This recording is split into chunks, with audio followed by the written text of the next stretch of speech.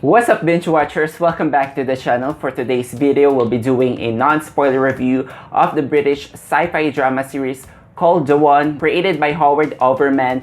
This is set in a world where you can find your true match, that is the person that you are genetically guaranteed to fall passionately in love with by taking this simple DNA test. Now, our protagonist here slash anti-hero is Rebecca Webb, played by Ware. She is a ambitious founder slash one of the geneticists behind The One, and she will do whatever it takes to be successful in both of her career and personal life. Now, before I continue with this review, I invite you guys to please hit that like button and subscribe to us, for we do weekly reviews of movies and TV shows. Now, joining us in this non-spoiler discussion is my cinephile friend, Carlos Laron. Hello. Hi, Kevin. Happy to be back. Very intriguing concept. A lot of potential. It is. But let's hear what you have to say. Sure.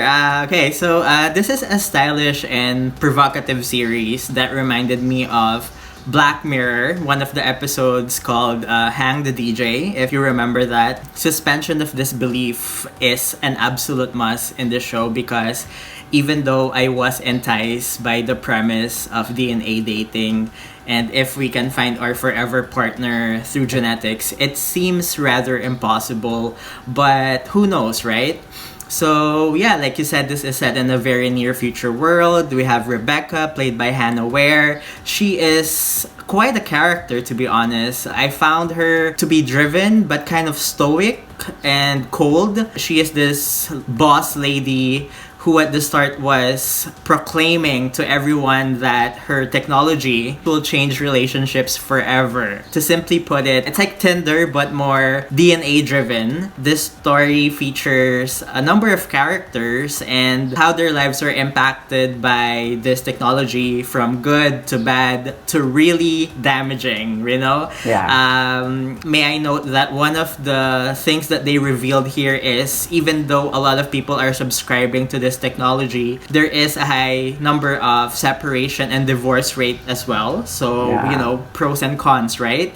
And through a series of flashbacks, this storytelling peels back layer after layer of how Rebecca got to where she is now, and you know, the shady origins, you know, some corporate power struggle, love stories about connection, and also an investigation of a crime. So it had a lot on its plate for 8 episodes. So yeah, what did you think?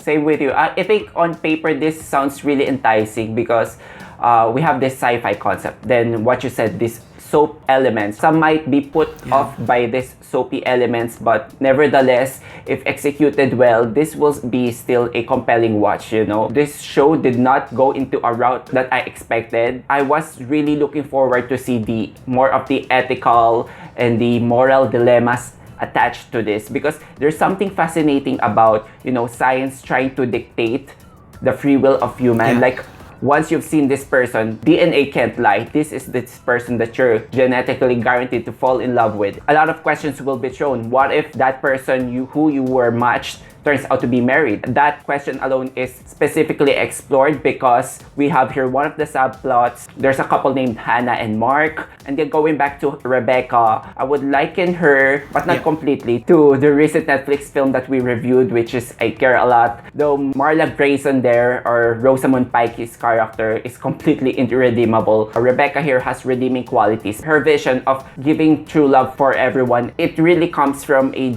genuine place, no matter how misguided it is, because these things, they're never really simple, that you're going to just introduce a new app and, you know, disrupt the whole lives of people. Hence the divorce rates that were mentioned early on. At the beginning, I can see some George Orwellian vibes here, because it feels controlling. That's why I was really excited, and to see that this was ultimately bugged by this murder mystery, which doesn't really have much of a mystery into it. I think the show makes this mistake of giving away too much early, though I think that they have intended it to be that way, anchoring the show mostly on that storyline, I don't think it creates much dramatic tension because this is not type of a show like How to Get Away with Murder, where the murder gets twist and turn, where it shows you different perspectives. It pretty much plays straightforward. Honestly, it took me a while for me to finish this because Same. if this is a compelling show, I would be immediately watching the next episode, but I was just underwhelmed and not completely in it for the ride. But this one of the shows where when you've started it, you want to know what's going to happen in the end. So in that aspect, I think it succeeded. I get what you're saying, and I binged this in a matter of 4 to 5 days because I had nothing else to watch. But there are things that I liked about the show and gravitated more towards too is how it boldly explores the idea of finding the one through means that we didn't think was viable in the first place, you know? A lot of people were comparing the show to a show called Soulmates by AMC released last year. Yeah, I have yet to check it out, but as far as this show, it definitely challenged my ideas on the subject. Does finding love lie in our genetics? And if so, what would be the implications of that? And what would it bring to society? Whether we subscribe to the idea of soulmates or not, there is something to ponder about. The premise was compelling, but the storytelling, it went to places, like you said, that we didn't expect. Even though it had a lot on its plate, it still had missed opportunities, which I hate to say. I wish that they went to another route. To me, it's very 50-50. Do you like the arcs of this show? Like the many different arcs? I do like the arc of Hannah here, though it's one of those subplots that plays on a soap opera level. But let's just say that these arcs, while some of them are entertaining, I just felt a bit disappointed because I don't think those arcs necessarily needed to transpire on a sci-fi premise show. When we talk about sci-fi shows, it's all about asking thought-provoking questions, challenging your current state, and something that's timely and could be disturbing for some. So if you're a fan of Black Mirror, don't expect something bleak here. I wasn't really asking for something bleak, but these subplots, they just feel underwhelming for me, honestly. And the way that they've wrapped up these subplots, there were loose arcs. I'm not sure if they're intending for a second season here. What's funny is if they're doing a second season, I might be giving this show a chance. You know, because there are a lot of more interesting questions that were thrown in the last episode, and part of me wished that they already dealt with that. You mentioned the show Soulmates. I have read the synopsis for that show. It seemed like it's an anthology series where each episode is focused on the character impacted by this almost similar technology. So it definitely explores relationships. Probably it shows a lot of existential questions. I'm not saying that that show is definitely better than this one, but I can sense that that show has a better grasp of what to do with this sci-fi premise. I don't think this show gets the best treatment. At some point, the show deals us with scientific concepts, and I wish that the writers here have more trust on the audiences that we know how to deal with this. This genetic matchmaking is the product of studying ant behaviors, the pheromones, chromosomes, blah, blah, blah, things like that. And I wish that they explained more because even though there's a potential that the show script won't go to a layman's term, it will still be intellectually steering for me.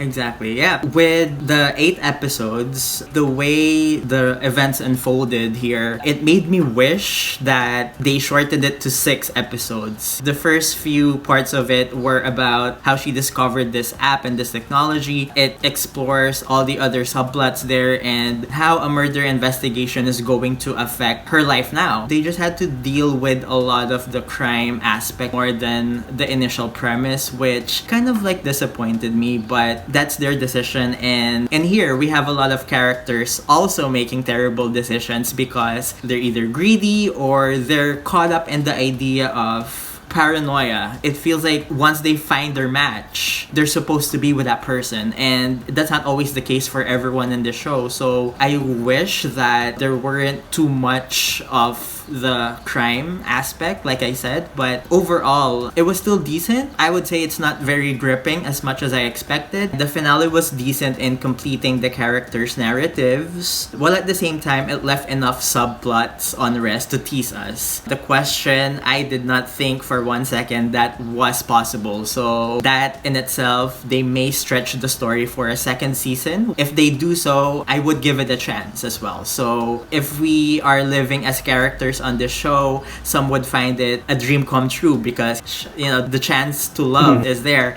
But to some, this may be an actual living nightmare, to be honest. With all things considered, this is gonna be a 2.5 for me. I definitely get what you said. That question that was thrown on the last episode, I already thought of that. The possibility of having 2 matches or the possibility of not getting matched. So can you imagine that?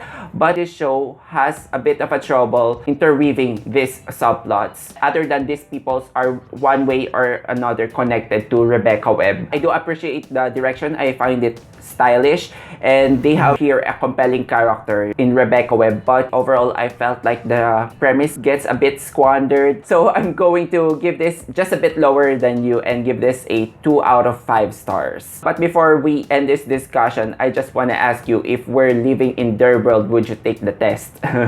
I actually subscribe to the idea of there's someone for everyone. If time comes that I'm too desperate to find because I failed at relationships, I may actually sign up for this and see who this person is. It's just access to information, and at the same time, maybe that this is why I was failing at relationships is because I'm not with the right person. So if if all else fails, right?